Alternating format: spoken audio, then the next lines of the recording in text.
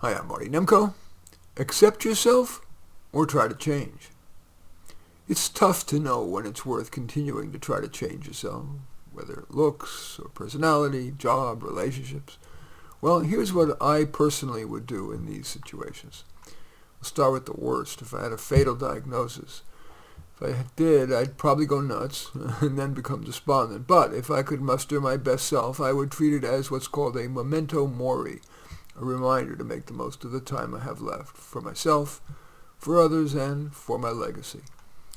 Specifically, I know I'm anomalous, but I would do what Isaac Asimov said. He had written 450 books when a journalist asked him, "What would you do if you had 6 months to live?"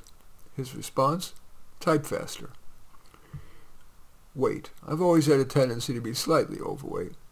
Diets merely result in my yo-yoing, which isn't healthy. So my current strategy is to, before meals, think about what I want to eat so I don't, in the heat of the moment, gorge myself.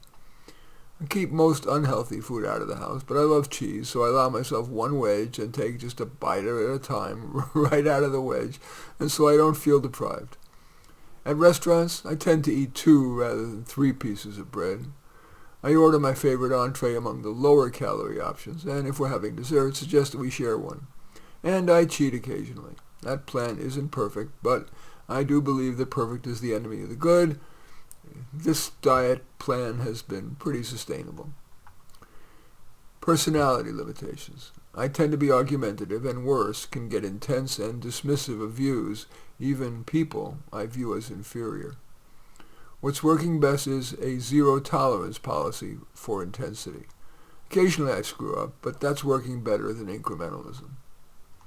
I also tend to be negative, which most people don't like, but candidly, I like that about myself. Negativity is the precursor to suggesting improvement, which I like to do. So while with chirpy types I usually restrain myself into neutrality or even positivity, I more often accept my negativity as a positive characteristic. Okay, enough about me.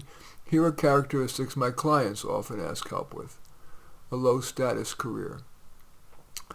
I help the client discern if their unhappiness about their low-status job or career is internally driven or societally driven. Sometimes the person likes their work but gets pressure from spouse, from parents, or friends to do, quote, more. In those cases, I usually encourage acceptance of their status quo. If, however, the person does want more, we try to find a career or networking connections that will likely work. The latter is often important. Rarely is there one magical career that if only they made that change, everything would be hunky-dory and they would succeed at this more prestigious career. The best option is often a door opened to some job or career by a friend or a family member. That job or career may be better than the person could get on the open market. Mediocre performance. Gurus preach that with hard work you can achieve most things. Well, I've not found that to be true of my clients. Some people simply are smarter, and that's hard to change, or more driven, and that's hard to change, than other people. Typically, I help such clients tweak. For example, try to change their job description to accentuate their strengths and skirt their weaknesses. A job or career change that's better aligned with who they are, or have them team up with brighter lights. Singlehood when you'd rather be coupled. We look at their track record. What's worked best, even if imperfectly? Setups, dating apps, in-person activities like sports or clubs or classes. Bars and nightclubs rarely work. The tactic, do what works for them, perhaps tweaking. Be a better listener, look more attractive, whatever. Sadness or depression. Now, severe depression is beyond my expertise, but my clients with garden variety sadness or, quote, depression have been helped by staying busy, helping others, doing something creative, and or exercise. Exercise may often help as much as antidepressants and without side effects. And finally, some of my clients are frustrated by life's limits. Sooner or later, we must all confront that life may not be as positive as we thought when we were young. So yeah, try to improve your life, maybe the things we talked about before. But it may be wise to scale back expectations and appreciate small stuff.